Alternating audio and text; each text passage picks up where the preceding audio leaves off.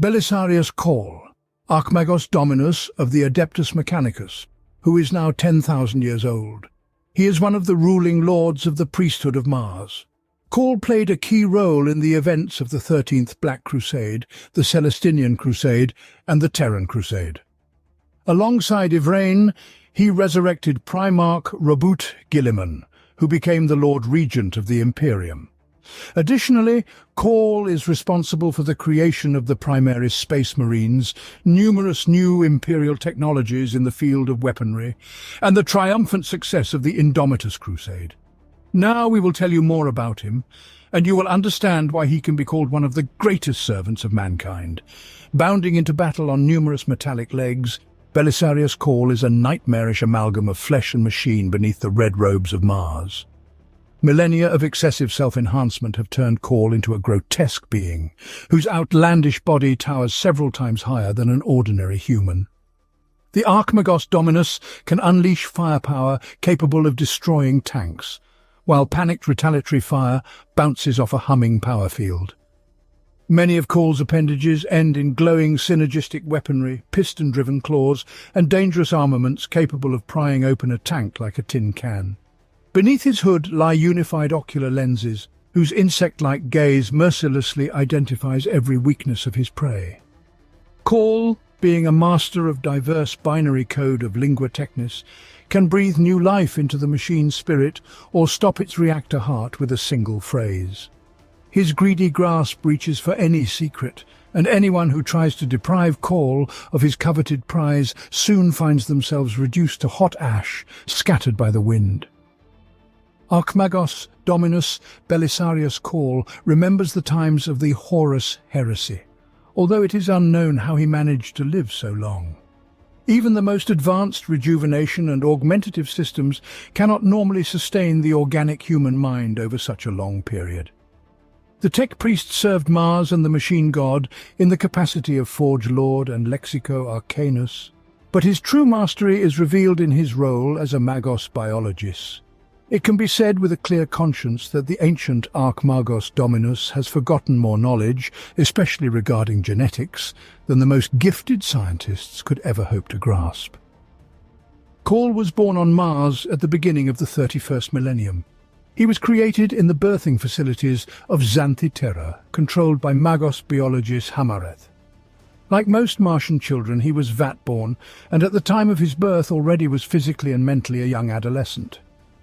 However, unlike most Martian children, he was able to speak normally at the time of his birth, a result of absorbing more fully the data uploaded into all Mechanicum fetuses while he was gestating.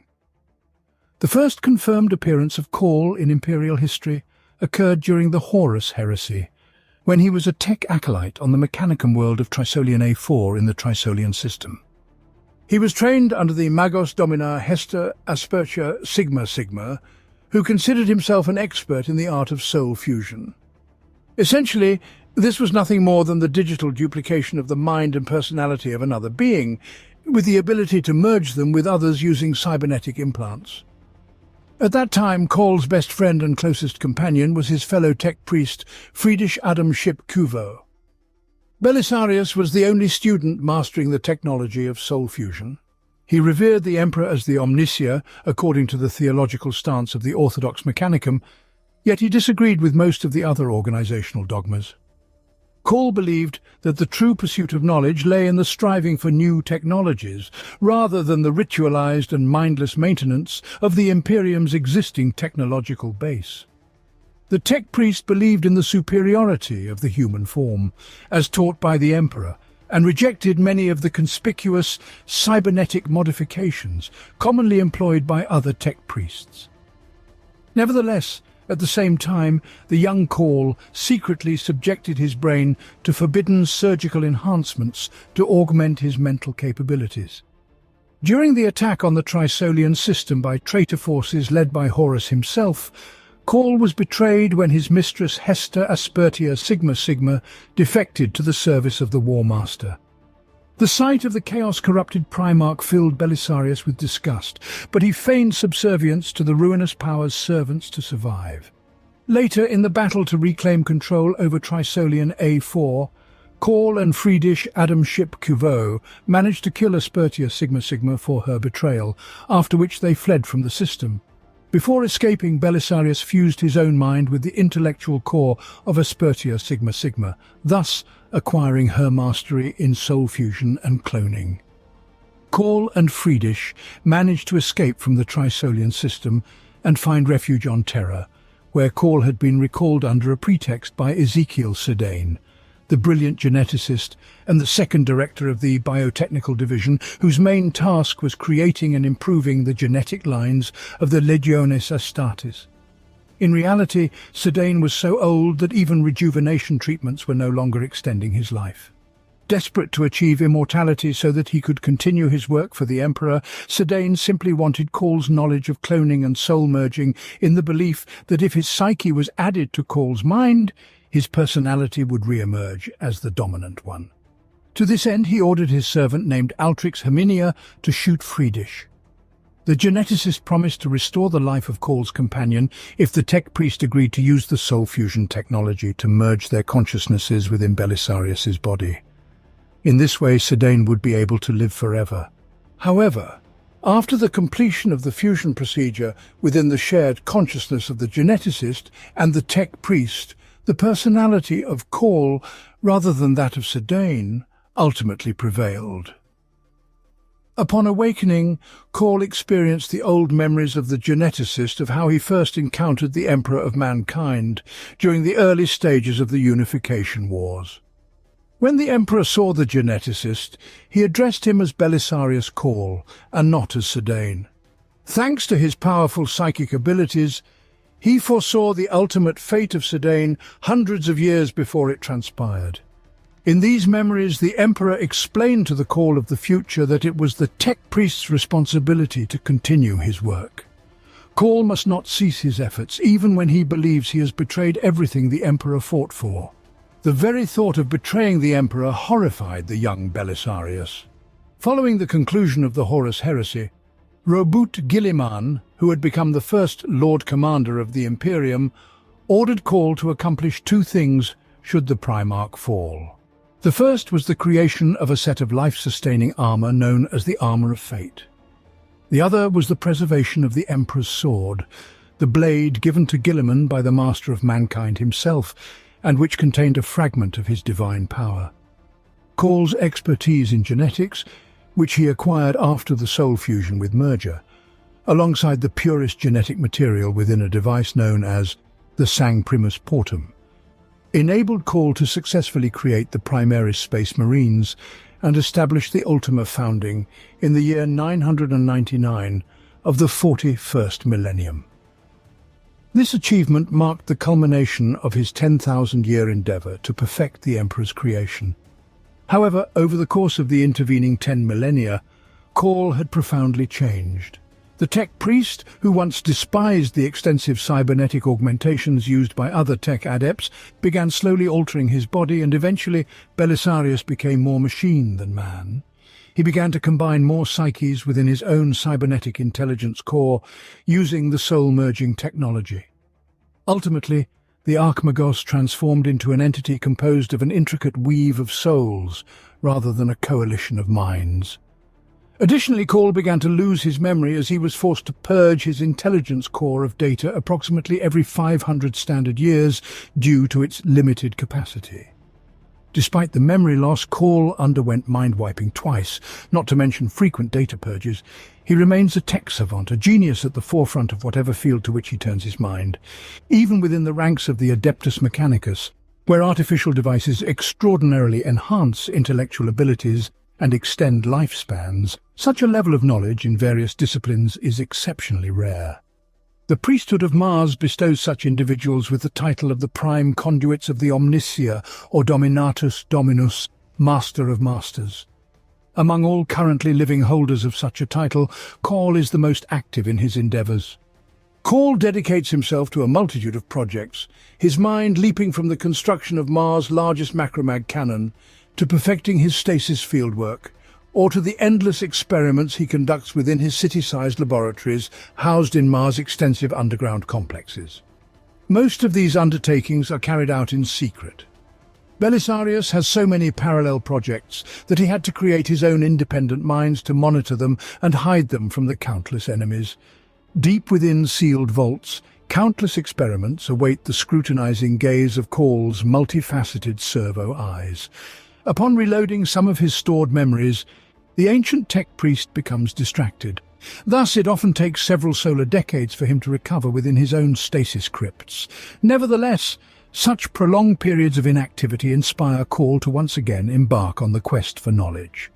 At such times, Cawl dons the mantle of Archmagos Dominus, gathering about him Skitari legions and maniples of the Legio Cybernetica. Though his home world is Mars, other Forge worlds often lend their forces to Belisarius's command, asking only that he shares with them his accumulated knowledge. On the battlefield, Cawl is a force to be reckoned with, as he fearlessly rushes into the heart of combat. Most of the enemy fire is halted by his force field, but even if an adversary manages to sever a part of Belisarius's mechanized body, reparation capillaries immediately emerge to perform repairs or attack any enemies nearby. The hunched figure of the Archmagos Dominus teems with activity, cogitators calculating fire angles and transmitting orders to warriors.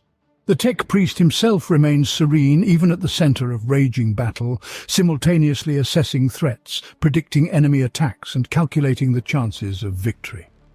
Belisarius Cawl has developed a dozen new weapons units and revealed dozens of standard template constructs, STC databases. In his quest for knowledge, he has traversed the galaxy, having once even visited the Eye of Terror.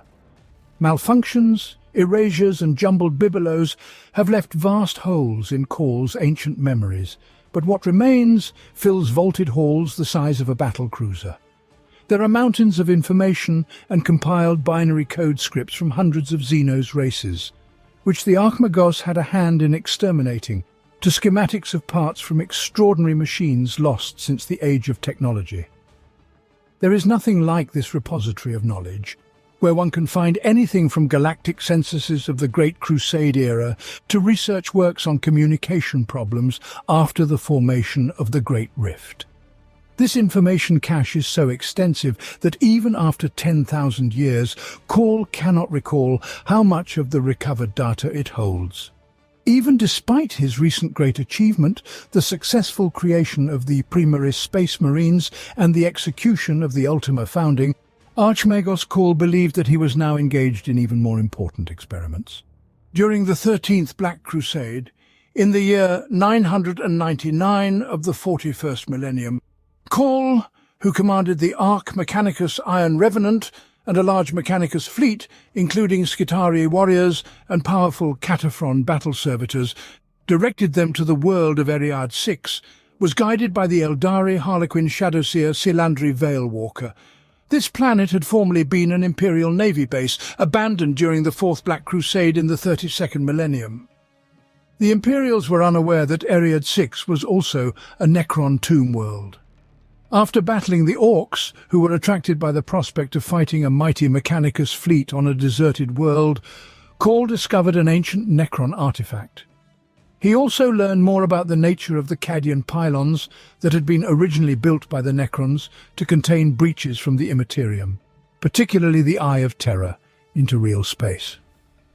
Cawl reluctantly followed the enigmatic directions of the Shadowseer, who instructed the Archmagos to proceed to Cadia. The fortress world was already under siege by the vast chaos forces of Abaddon the Despoiler, so Cawl's timely arrival provided much-needed reinforcements to the forces of Lord Castellan Osaka Creed. Equipped with the knowledge imparted from the Eriad VI, Cawl began to study the local xenopylons. During the Archmagos' research, the Necron overlord Trazyn the Infinite suddenly appeared, deciding to aid humanity in their struggle against their mutual enemy in the warp. Although Belisarius was troubled by the Necron's motives, his fascination with the advanced pylon technology overcame his hostility towards the Xenos, and Cawl agreed to accept Trazyn's assistance. With the Necron's knowledge at his side, Belisarius was able to discern how to use the pylons to cut off a limited area of space and time from the Immaterium. When the ground battle between the forces of the Despoiler and Osaka Creed's defenders reached its zenith, Cawl activated the pylons. The Necron technology worked as expected, severing Cardia from the warp, banishing the roaring demons of chaos, reducing the size of the Eye of Terror, and granting the defenders hope for a miraculous victory. Unfortunately, the despoiler was not about to retreat from his long-cherished goal he had pursued for thousands of years.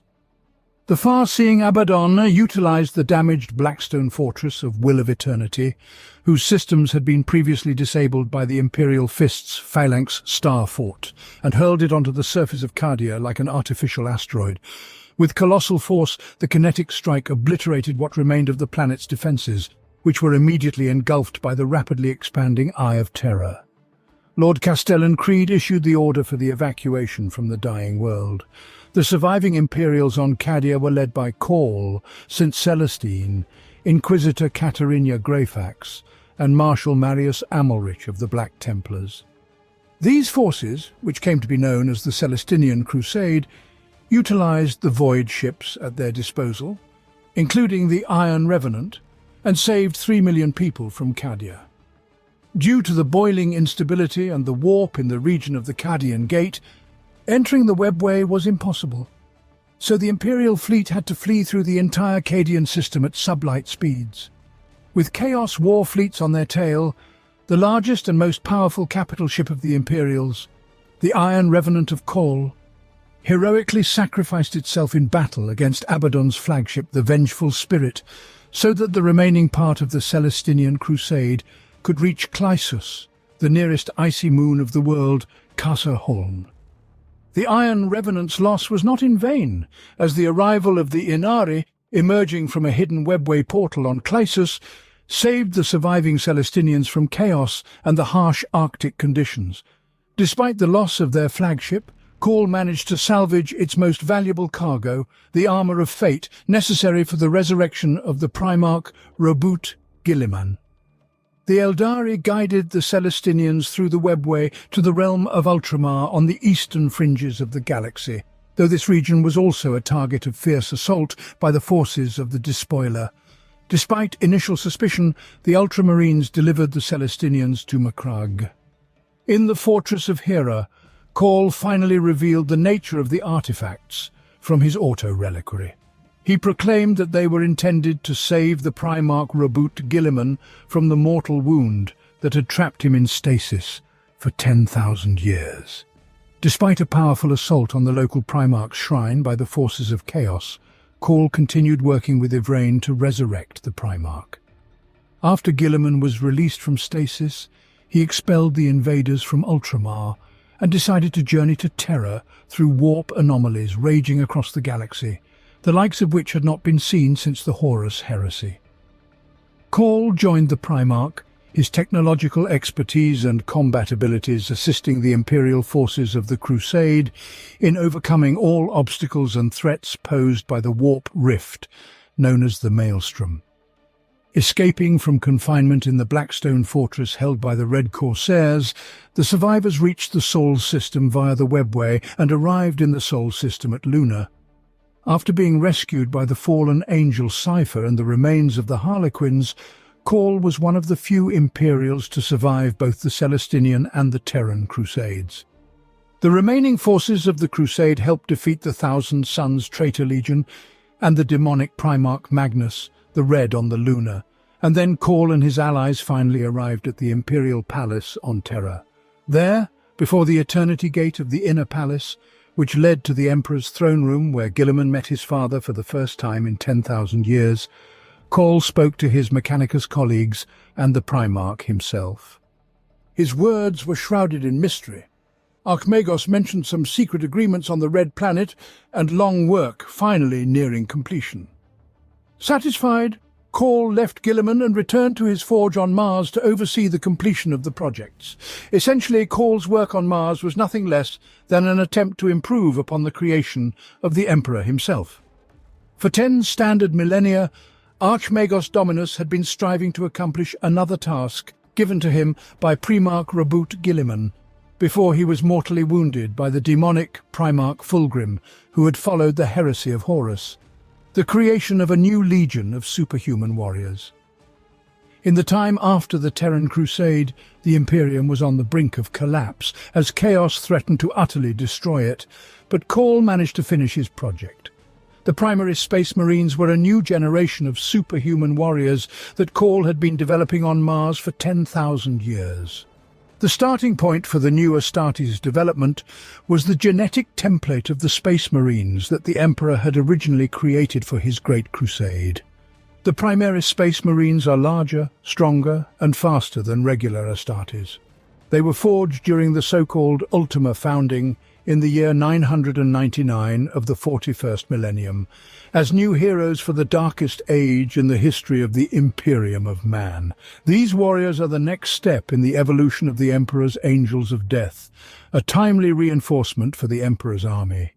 By Cawl's command, new equipment was forged on Mars for them, such as Mark X power armor, combining the most effective elements of pre-Horus Heresy armor with recent advancements in power armor, bolt rifles, an advanced version of the iconic Astartes weapon, plasma incinerators, Redemptor dreadnoughts, the Overlord gunship, and repulsor grav tanks. These warriors joined the indomitable crusade called by Guilliman to push back the forces of chaos and liberate scattered bastions of Imperial space. Guilliman created new chapters of Space Marines, composed entirely of Primaris Marines, while others he assigned to existing chapters. Many chapter masters gladly welcomed the Primaris into their ranks, rejoicing in the new reinforcements.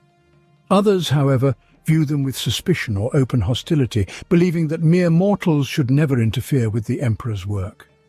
Though the Primaris differ from their brethren, they also carry the gene seed of the Primarchs, and some, disagreeing with the concerns, speak of how these new warriors will react to the known genetic flaws and defects of certain chapters, such as the Blood Angels and the Space Wolves. The Primaris Space Marines have given the beleaguered Imperium hope, but the future remains a dark and uncertain place. After the first century of the 42nd millennium, when the unstoppable crusade was nearing its inevitable conclusion, Cawl was granted full freedom in the realm of technological discoveries that could help the forces of the Imperium finally repel the tides of chaos. Cawl was permitted to use new technologies and configurations of ancient devices to refit Guilliman's flagship, the Macragge's Honor. The ancient Archmagos became the sole source of technological innovations for the Imperium throughout the century-long unstoppable crusade, creating several new types of equipment and weaponry to arm the formidable legions of Primaris Space Marines and the original chapters of the firstborn Adeptus Astartes. In the first century of the 42nd millennium, Cawl practically vanished from the galaxy's expanse, focusing on creating and improving the Primaris Space Marines. He sought to convince Guilliman to allow him to use the gene seed of the forbidden genetic lines of the traitor legions, and even the long-lost 2nd and 11th legions.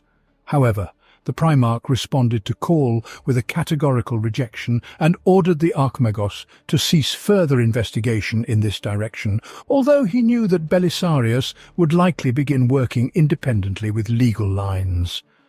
Guilliman was no fool, for he knew how greedy the inquisitive members of the Adeptus Mechanicus could be. Once they possessed something, they rarely refrained from using it. In this particular case, the Primarch completely distrusted Cawl. Moreover, Cawl had asked Guilliman several times to make him the Fabricator General of Mars. As the Lord Commander of the Imperium, the Primarch, having assumed the regency, had removed 5 High Lords of Terror and hundreds of lesser High Lords. What difference did it make if he removed one more? But Guilliman asserted that the Imperium did not possess such strong political control over the Red Planet according to the ancient Treaty of Mars. Therefore, even if the Primarch could appoint his own Fabricator General, other tech priests would never accept him. Cawl argued that over the last 10,000 years he had worked in the Primarch's interests, single-handedly comprehending and perfecting the Emperor's work. Belisarius was the only one who became an expert in 100 fields of technology and who was unafraid of new discoveries. The ancient Archmagos considered himself the best candidate to rule Mars. Guilliman contemplated this course of action, But such a decision would have incited open civil war within the Adeptus Mechanicus sub-empire of the Forge Worlds. Many of Cawl's colleagues would not have agreed with such an appointment, especially considering Belisarius's numerous flagrant violations of the Cult Mechanicus tenets, prohibited trade with Xenos and the use of forbidden technologies. They would not have welcomed this decision favourably if they had known the whole truth about the Archmagos' actions. In fact, many tech priests despised Belisarius Cawl. Archmagos believed that they were driven by envy, for he possessed far more knowledge than they did. Some would try to destroy Cawl and his creations. By the end of the Indomitus Crusade, a small group of devoted tech priests of the Mechanicus had formed around Belisarius. They are obedient servants of the Archmagos, who readily assist Cawl on his new radical path called the Innovation. However, the violation of the Adeptus Mechanicus dogma has also resulted in many enemies among the traditionalists and conservatives for Cawl. Such growing political resistance began to cause Guilliman concern about his ally, for he knew that Cawl's pursuit of new inventions might lead him down the same path that 10,000 years ago brought the original Dark Mechanicum to damnation. The Primarch knew that Cawl's thirst for progress could eventually become a problem for the Imperium, and Guilliman would then have to deal ruthlessly with his old ally. To aid in achieving his goals and to focus on further research and the rediscovery of lost technologies, Belisarius created an artificial intelligence device known as Cawl Inferior. It is secretly located deep within the innards of Guilliman's mighty ancient flagship, the Macragge's Honour. The device is hidden inside a chamber that only the Primarch is permitted to enter. The massive device consists of hundreds of servo skulls, psychic blocks, and parts of evidently Xenos origin. When communicating with the Lord Commander of the Imperium, it flawlessly mimics Cawl, though it insists that it and the Archmagos are entirely different entities. Cawl Inferior strives for simple human interaction to ensure Guilliman is comfortable in its presence, thereby reducing the tension between Cawl and the Imperial Regent. Although Cawl has lived for 10,000 years, the changes to support the Archmagos' mind have distorted his body at the expense of most of his humanity. Belisarius' emotions have become ghosts within the mechanism of Cawl Inferior, which barely reflects them. Surprisingly, in the emotional expressions of this soulless machine, elements of biting humour occasionally emerge. The information conveyed by Cawl Inferior to Guilliman is essentially built into the device's structure. Certain reactions unlock access to coded messages. The device's creator endowed the machine with numerous scenarios which he, in his great wisdom and genius, had calculated mathematically. Cawl Inferior modifies these messages to give them relevance in light of current circumstances. The device's program is embedded initially. The interconnected brains and logical mechanisms occupying most of the chamber contain everything that may relate to the task set by Guilliman and Cawl. Inside Cawl Inferior, all possible outcomes are present. Despite all assurances, Guilliman does not fully trust either the device or its creator. Cawl Inferior claimed to be no abominable intelligence that possessed forbidden machine self-awareness and sentience. The entity's responses were not spontaneously generated, but predetermined by Cawl before its construction, and it violated none of the Adeptus Mechanicus' or the Emperor's technological prescriptions, since the servitor brains that partially made up the Cawl Inferior's being were organic in nature and thus sanctioned for use. Guilliman believed that Cawl Inferior might be a true machine intelligence disguising itself as a non-sentient device. The Primarch did not possess the deep technological knowledge of his brothers Perturabo, Vulcan, or Ferrus Manus, but he doubted that the Archmagos had shared the entire truth with him regarding how the mechanisms of the device functioned. Regardless of whether Cawl Inferior could think independently or not, it was still a heretical creation, violating the sacred tenets of the Adeptus Mechanicus, as it represented a mixture of Imperial and Xenos technology, and it evidently possessed psychic elements.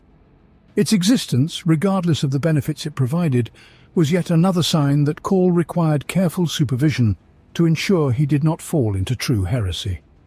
With the formation of the Great Rift across the Imperium, many holdings of the Adeptus Mechanicus, from mining colonies to night worlds and forge worlds, became targets of Necron attacks.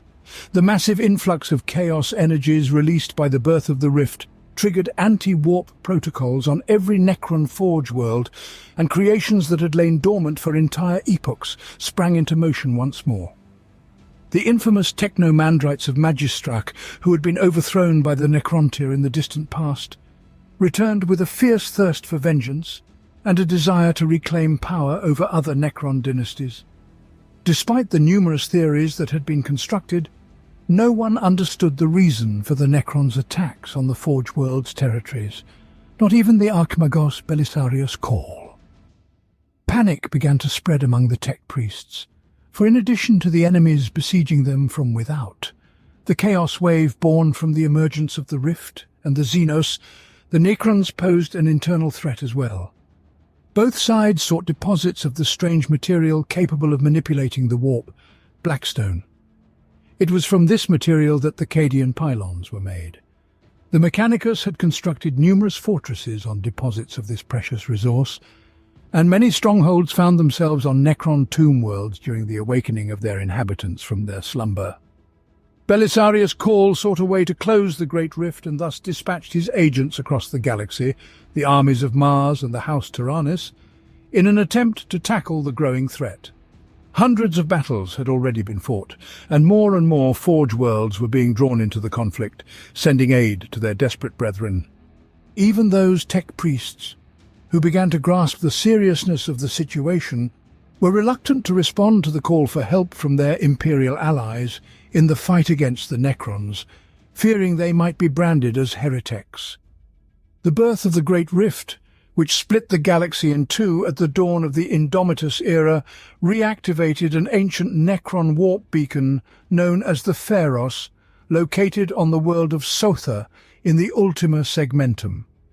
This was discovered by the scythes of the Emperor, who continued to guard the ruins of Sotha after the planet was ravaged by the Jinn-Stealer cult infestation and the Hive Fleet Kraken invasion during the Second Tyrannic War. With the support of the Ultramarines and the original scythes of the Emperor, Archmagos Dominus Belisarius Cawl led an expedition to Sotha to study and possibly utilize the Pharos' technology to close the Great Rift and defeat chaos. The expedition was attacked by Gene-Stealer cultists who had infiltrated the ranks of the scythes of the Emperor's servants. Ultimately, all remaining original Space Marines of the Chapter and Chapter Master Thracius perished in battle with the Gene-Stealer Patriarch, whose cult summoned the Hive Fleet Kraken that had destroyed Sotha in the Second Tyrannic War. Upon reaching the Pharos, Cawl discovered that the power source of the ancient beacon was a shard of the Khitan Zahulash the Potentate.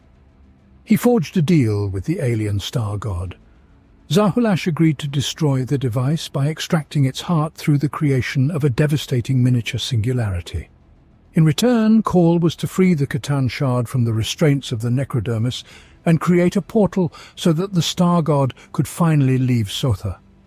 Cawl appeared to agree, but it was a ruse, as he ultimately teleported Zahulash to a distant region of the galaxy where the Khitan shard was surrounded by hostile Necron tomb worlds. Zahulash vowed vengeance against Cawl for his betrayal. The Archmagos managed to escape Sotha and gathered a vast amount of data obtained through the study of the Pharos' heart, including the locations of other similar devices and large deposits of Blackstone across the galaxy. Cawl hoped to use the acquired information to develop a technological solution capable of sealing the Great Rift once and for all. The agony of electrical discharges that disable their electronic or mechanical systems was unbearable. The power axe is a power weapon, taking the form of a single or double-edged battle axe. Power axes vary in length and construction and are made from various materials, but they're usually adamantium.